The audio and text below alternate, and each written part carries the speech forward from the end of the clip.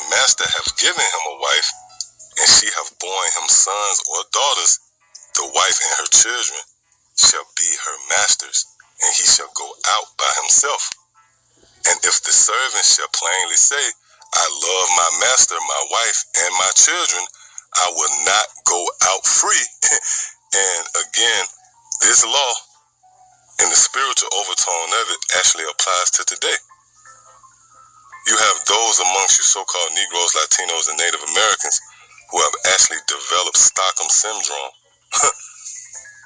which is a case of the servant developing a certain sympathy for his oppressor. Well, in that event, he's not going to desire to go out free.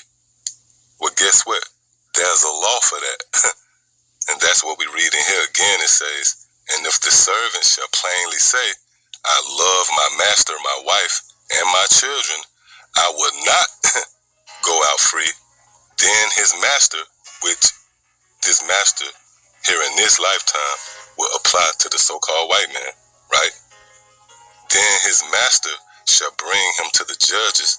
He shall also bring him to the door or unto the doorpost, and his master shall bore his ear through within all, and his master shall bore his ear through within all, and he shall serve him forever. So again, what we read in here is a law concerning servitude and the terms and conditions of that law, if you will.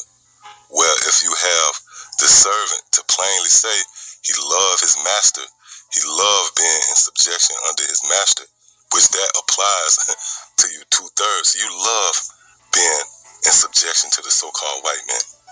And what testifies against you is whenever you're presented with this idea of the kingdom of heaven, the doctrine which promotes